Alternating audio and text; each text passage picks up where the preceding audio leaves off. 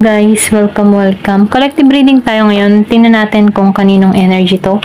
Be open-minded po, hindi po halos lahat makaresonate, kaya piliin nyo na lamang. And thank you nga po pala sa mga nag-subscribe, lalo na sa mga bumabalik. Marami pong salamat.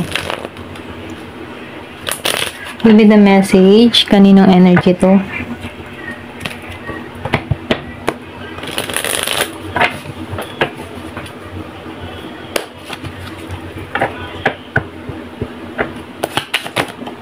Meron ditong the High Priestess. Nakikita ko dito, no, ikaw yung tipo ng tao na balance, okay? Yung bang tipo na kaya mong gumawa ng hakbang or pwede rin sabihin na once na meron kang ginusto, nakukuha mo. Then, na-feel ko rin dito yung pagiging mo matatag, okay? Marami kang binivision or marami kang gustong marating sa buhay mo. And then, nakikita ko rin dito, no, na balanse ka, okay? Mag-isip. And then, pinag-iisipan mong maigi kung ano yung mga hakbang na ginagawa mo. Ayaw mo magpa-distract sa ibang tao or pwede rin sabihin na pili ka, okay? Hindi ka basta-basta nagtitiwala, okay? Then, nakikita ko rin dito, no, ikaw yung tipo ng tao na hindi ka nawawalan ng pag-asa. Kahit na meron kang hinahantong na problema, no, andun pa rin yung faith mo dito. And then, nakikita ko rin dito, malakas yung kutob mo, yung intuition mo, okay? Nafe-feel mo kapag once na ang isang tao ay may masamang at hikain sa'yo, ramdam mo, okay? Ito lang yung nakikita ko. Then, yung iba naman sa inyo, nakikitaan ko dito, no, meron ka ditong tao na alam mo yung tipo na hindi nagiging tapat or hindi naging totoo sa'yo. Kahit meron kang mga pinakikita ditong kabutihan, ano, nafe-feel ko dito, tinik advantage ka ng tao na ito. Ito lang yung nakikita ko. Meron ditong Gemini, Aquarius, and Libra. Meron ding Pisces. So, nakikita ko rin dito, ano, pilit mong inaalisan to or pwede rin sabihin na nagiging ng malinaw para sa'yo ang lahat, okay? Kumbaga, no, nakikita mo na dito kung sino tong hindi nagiging totoo lalong-lalo sa paligid mo. Kasi na-feel ko dito meron ditong inabuso yung kabaitan.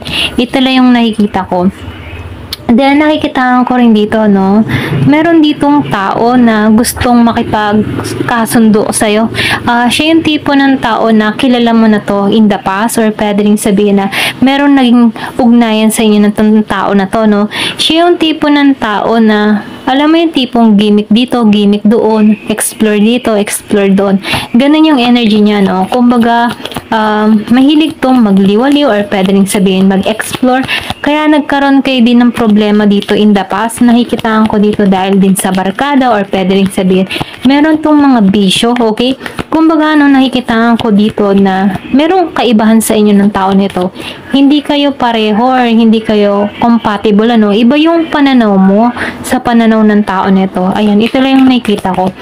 And then, nakikita ko rin dito, ikaw kasi na nagkakaroon ka na dito ng grow or pwede rin sabihin, ikaw yung, sa inyong dalawa, ikaw yung madalas mag-adjust. Okay, ito lang yung napipili ko. Ayan. Pero ganun pa man, no, gusto ng tao nito makipagkasundo sa'yo. So, confirmation, Pisces and the Hierophant, ano, meron ditong High Priestess upright and the Hierophant reverse. So, merong kaibahan sa inyo, no? Lalo na sa paniniwala or pwede rin sa pag-iisip, ano? Kumbaga, no, ikaw meron kang, yung ba tipong nasa tamang direction ka, pero yung tao mo, andun siya sa moment na hindi lumalago, hindi siya nag-grow, okay? Ito lang yung nakikita ko. Kumbaga, no, itong tao nito, masyado siyang makasarili, okay? Sarili niya lang yung kanyang iniisip. Samantalang ikaw dito, nag-a-adjust ka kaya mong i-balanse. Hanggat maaari, ina-adjust mo yung sitwasyon or kapag meron kayong mga pinag-uusapan dito na hindi kayo magkasundo, ikaw yung madalas na mag-adjust kasi ikaw yung nakakaunawa dito. Ito lang yung nakikita ko. Pero ganun pa man, ano, nakikitaan ko ditong may makikipagkitang muli sa'yo, okay? May pagtungo. Meron ditong gustong ipahayag yung kanyang nararamdaman or pwede rin sabihin, meron tong gagawing hakbang, okay, upang subukin kang muli or pwede rin sabihin na para makuhang muli yung kalooban mo dito. Kasi na-feel ko dito meron tong pagbawi or pwede rin sabihin gusto nitong puntahan ikaw. Okay? Meron ditong Year of the Horse. So, nakikita ko dito, no, meron ditong dinaya, niloko, or sinaktan, or pwede rin ginus ka ng tao mo. Meron ditong Gemini, Aquarius, and Libra, Scorpio, Cancer, and Pisces. Meron ding Virgo. So, itong tao nito, marami tong ginawa sa'yo na sobrang pain na naranasan mo. Meron tong deception, okay? So, nakikita ko dito, walang mali sa'yo, okay? Ikaw ba yung tipo ng tao na ibinigay mo ng lahat, okay? Naging patas ka para rito, pero dinaya ka pa rin ito. Nakikita ko dito yung disappointment na nangyari sa'yo. Ayan, ito na yung nakikita ko. Nakikita ko rin dito, no, merong separation or pwede rin sabihin, merong nangyari sa inyo matagal na. Meron ditong 10 years, separate na, 2 years, and 5 years. Ito lang yung nakikita ko. Give me the message. Nakikita ko yung 222. So, kung madalas mo makita, no, ang 222, meron ditong balance na patungo sa'yo. Ayan. Then, nakita ko rin yung 55. Give me the message. Ano pa yung mensahe? So, nakikita ko dito yung betrayal na ginawa ng tao neto. Kumbaga, no, talagang sinadya. Okay, ito lang yung nakikita ko. Meron pananadya. Meron ditong 5. Oh, meron ako nakikitang 5, 5 of cups. 5. So, nakikita ko dito yung new beginning sa'yo. Okay? Kumbaga, ano, nakikita ko dito yung balance or nababalanse mo na yung sarili mo. Meron ditong bagong simula sa'yo, okay? So, sinasabihan ka din dito, no, huwag kang mawawala ng pag-asa. Kasi nakikita ko dito sa 5 of Cups, lumabas ang 4 of Wands. So, nakikita ko dito, no, huwag kang mawawala ng pag-asa. Tinanggal ka sa tao na to, no, kasi pulos daya or pandaraya ang ginawa sa'yo. Hindi ka naging masaya dito, okay? Kasi nakikita ko dito na pwedeng natuklasan mo to or pwede rin sabihin, meron ka ng kutob para rito. Pero umunawa ka pa rin dito. Ito rin nakikita ko. Marami ka ng red flag na nakikita dito. Pero dininay mo or yung bang tipo na marami ka ng red flag na nakikita pero dinedma mo yung intuition mo. Okay? Pero ganun pa man, ano, nakikita ko dito yung paglaya mo sa isang sitwasyon. Kumbaga, pinapalaya mo na yung sarili mo sa mga masakit na naranasan mo dito sa tao mo, okay?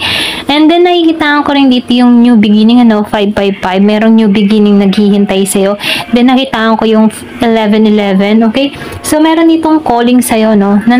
Na sinasabi dito na sundin mo yung intuition mo. Kasi, meron ditong parating na kung saan hindi mo to aasahan. Meron ditong sorpresa na naghihintay sa'yo. Pwedeng new person to, okay? Ito lang yung nakikita ko. Sa iba, ha, give me the message. So, nakikita ko dito, no, hindi to mabigat. Okay? Kumbaga, itong patungo sa'yo magiging magaan ang sitwasyon. Hindi na to pabigat sa'yo or pwede rin sabihin na ito yung magiging magaan para sa'yo. Yung dating ng tao na to, no, maayos, balanse, at nakikita ko dito yung pakikipagkasundo. Give me the message. Ano pa yung mensahe? Then, nakikita ko rin dito, yung sa iba, hindi mo nakikilalanin yung past person mo, no? Kumbaga, ayaw mo na tong kilalanin pa or pwede rin sabihin, tinanggal mo na to or pilit mo binubura ito sa kaisipan mo. Ito na yung nakikita ko sa'yo. Meron ditong Year of the Horse. Give me the message. Kumbaga, no, bumakas sa'yo dito yung betrayal na naganap ng tao nito. Kaya hanggang ngayon, hindi to mawala sa isipan mo. Hindi to mabura sa kaisipan mo. Okay? Give me the message.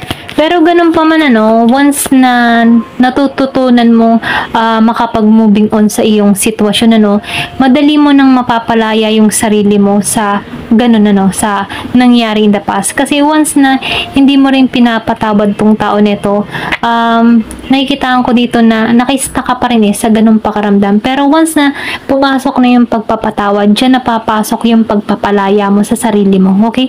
Dito sa tao na to.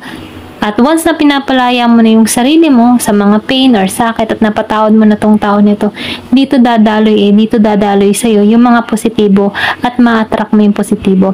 Kumbaga, no, para mas madali kang maka-moving on or para mas madali yung pakiramdam mo na mapalaya yung sarili mo sa ganung sitwasyon, ano, minumungkahi dito na tanggalin yung galit, okay? Tanggalin mo yung galit, palayain mo yung sarili mo sa tao na to, kasi tinanggal tong tao nito kasi meron ditong mas higit na parating sa'yo, okay? Kumbaga ano, nangyari tong mga masasakit na naranasan mo, kasi meron ka ditong galit ito lang nafe-feel ko. So, yung galit na yon, once na in-stock mo yan sa puso mo, hindi makakapasok yung bagong magmamahal, kasi naka-stock ka ayaw mong pakawalan yung nararamdaman mo sa galit, okay? Kumbaga, hindi ka nakaka-moving on sa sitwasyon kasi puno ka ng galit. Pero once na pinalaya mo na yung sarili mo sa galit mo, okay? Nakikitaan ko dito, papasok tong bagong oportunidad. Kumbaga, no, ito'y naging lesson sa'yo. Kumbaga, tinuturuan ka dito na tanggapin, palayaan yung sarili, at tanggapin yung mga nangyari na ay tapos na. Kumbaga, no, wala nang magagawa naganap na. Talagang kapalaran yun, okay? Na masaktan. Pero yung sakit na naranasan mo, kumbaga, yan yung tuturo sa'yo para mas maging kang malago, okay? Kumbaga, yan yung tuturo sa'yo kung paano ka mag-grow or kung paano mo harapin yung buhay. Kumbaga, no, may lesson yan. Hindi yan basta na-encounter mo lamang yung pinanararamdaman mo. Kumbaga, yung pinanararamdaman mo, yan ay tumuro sa'yo para mas maging kang matibay at mas lumago ka, okay? Ito lang yung nakikita ko. Give me the message. Ano pa yung mensahe?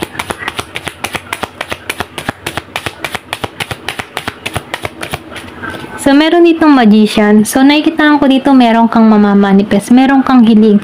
Kung ano man yung hinihiling mo, maging klaro ka kasi masasakatuparan mo to, no?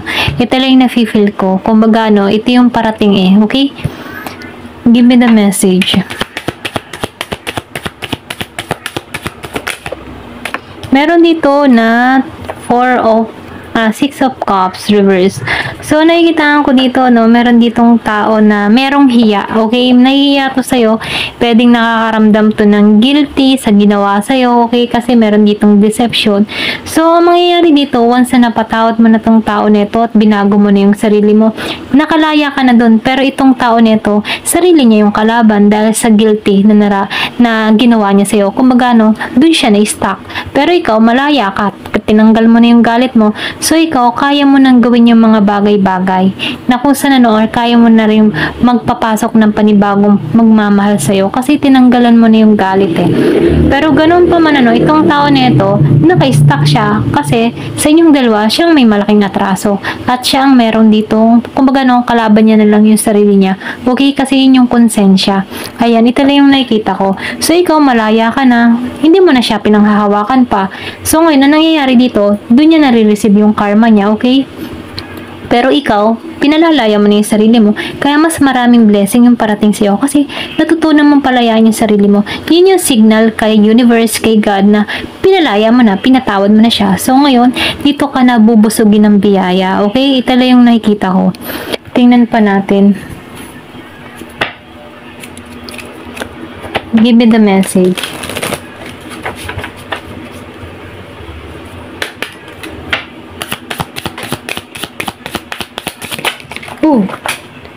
Meron ditong girl with a snake, charm or use. So, nakikita ko dito, meron ditong namagitan sa inyong dalawa. Meron ditong year of the snake or pwede rin sabihin, merong umahas sa tao mo, okay? So, ang nangyayari dito, no, kung meron mang umahas sa tao mo, siya din yung yung bantipo na, siya din yung magsasacrifice dito, okay? Kasi, kumbaga, tinanggal ka dyan kasi hindi ka deserve ng tao nito. Kung siya'y kumagat or siya'y nagpatok dito sa ahas na ito, deserve to ng person mo. So, dun niya marireceive yung kanyang karma dito, okay? Kasi wala naman nagiging matibay na relasyon once na ang nangyari. Yung bang, wala naman nagiging matibay ng relasyon kung nagmula sa mapusok na sitwasyon, okay? I mean, walang nagiging matibay na relasyon once na nagmula ito sa mapusok na sitwasyon. Okay, ito lang yung nakikita ko. Ayan. Meron ka dito na separation. So, meron separation na nangyari sa iyo. Kumbaga, meron kang lungkot. Itong separation na ito yung kumulong sa iyo sa pagiging malungkot, sa pagiging mong bitter, okay? And then, dahil dito, parang yung kalahati ng buhay mo, nakatuon doon sa kalungkutan. Kumbaga, naagaw ng tao na ito yung energy mo. So, ngayon, para maalisan mo to, no, mag-moving on ka. Tanggalin mo na yung kanyang imahe sa'yo, okay? Palayain mo na yung sarili mo sa ganung sitwasyon. Kasi once na iniisip mo tong tao nito, punong-puno ka ng galit, na-stuck ka okay? Na-stuck ka dito sa tao nito. Pero once na pinalaya mo at tinuruan mo yung sarili mo at ipinalangin mo kay God na mawala yung galit mo sa puso mo sa tao na to, dito yung pagpapalaya at dito darating yung panibago. Panibagong simula sa'yo, okay? Ito lang yung nakikita ko. Give me the message. Ano pa yung mensahe? So, meron dito na blowing kiss. So, ito yung parating sa'yo, no? Tapat na pag-ibig, okay? Kumbaga, nakikitaan ko dito yung giving and receiving. Ayan, unconditional love. Pero, nafe-feel ko dito na yung iba sa inyo, meron pa rin past person na parating, okay? So, nakikitaan ko dito, nasa sayo ng desisyon kung paano mo to kakaharapin, okay? Itong past person mo. Kasi, nakikitaan ko dito na meron ditong magbabalik. And then, yung iba naman sa inyo, new person na yung parating sa pagpapalaya dito sa person niya dito, okay? Kumbaga, tinanggalan mo to or pwede rin sabihin, unti-unti mo nang tinatanggap yung sitwasyon at pinapalaya mo na yung sarili mo. And then, nakikitaan ko dito yung pagbabago na magaganap sa'yo. Meron ditong addiction. So, nakikitaan ko rin dito, meron ditong codependent or pwede rin sabihin na meron ditong controlling sa kanyang emotion. Pero, ganun pa man, once na nagkaroon ka dito ng kalayaan, yung person mo dito, ma-attract mo dito. And then, nakikitaan ko rin dito na siya yung siya na yung kikilos dito. Pero, ganun pa man, nakikitaan ko dito na magigitong codependent sa'yo. Okay? Para bang mababaliktad yung sitwasyon, ito lang yung nafe-feel ko. Kung ikaw before yung parang codependent, ayaw mong mawala tong tao na ito, talagang puspusan yung pagmamahal mo dito, nakikitaan ko dito mababaliktad Kasi once na nakita mo na yung sarili mo, pinalaya mo na, tanggap mo na, handa ka na sa pagbabago, dun marirealize ng tao na ito yung mali niya, okay? Kasi yung energy mo dito pataas. So ngayon, yung person mo pababa. So nakikitaan ko dito, once na pataas ka, nahahatak yung energy ng person mo. Doon niya nare-realize yung mga mali niya, mga pagbabago niya. Ito lang yung nakikita ko dito. Give me the message. Ano pa yung information? So, meron ditong clock. So, nakikita ko dito, kailangan lang ng oras, panahon, sa healing. Okay, ito lang yung nakikita ko. Pero, ganun pa man na nafe-feel ko dito na yung iba sa inyo na ando na sa moment na nag-healing na siya, okay, natatanggap niya na yung nangyari, okay, kumbaga patapos na siya sa cycle na to. Ito lang yung nakikita ko. Give me the message. Ano pa yung mensahe? Meron ditong old school. So, nakikita ko dito na meron dito nag-iisip sa'yo. Ayan, yung sa iba, ngayon pumapasok na, paulit-ulit na pumapasok sa isipan nito. Lahat na nangyari or pwede rin sabihin yung usapan. Namimiss ka ng tao nito kasi nakikita ko dito yung pagbabago na gaganap sa'yo. Or nararamdaman niya na dito na naka-moving on ka na sa sitwasyon. Okay, tanggap mo na. Meron ditong love. So, nafe-feel ko dito yung iba sa inyo makaka-receive ng new love or unconditional love. Once na minamahal mo ng maigi yung sarili mo, inaalagaan mo na yung sarili mo, and then natatanggap mo na yung sarili mo muli, okay, nagiging ka ng confident, dyan pumapasok yung unconditional love. Kumbaga, hindi man maibigay ng iba, ikaw, nagiging unconditional love ka na para sa sarili mo. Then, nakikita ko rin dito, yung iba sa inyo, meron ditong seduction na nangyari or pwede rin sabihin meron ka ditong person na natukso, okay? Kasi may snake din seduction, inakit tong tao mo. Pero once na ang tao mo ay nagpaakit, so nakikita ko dito hindi matibay yung pundasyon kumagat siya sa ahas. So, ganun pa man, mas mahalin mo yung sarili mo kasi nakikita ko dito, meron ditong ipagkakalob sa'yo na deserve mo. Okay? Four of Wands and the Magician. Kung ano man yung hiling mo, matutupad to. Okay? Meron nangyari sa inyo separation dito. Ayan, ito lang nakikita ko. Separation, inakit, at inahas. Ayan. Pero ganun pa man, nakikita ko dito yung pagbawi mo. Minahal mo yung sarili mo. And then, yung iba naman, nasa healing process. Okay? Pero ganun pa man, nakikita ko dito na maalisan mo to. Okay? Ayan, ito lang yung nakikita ko. Thank you for watching and love and peace.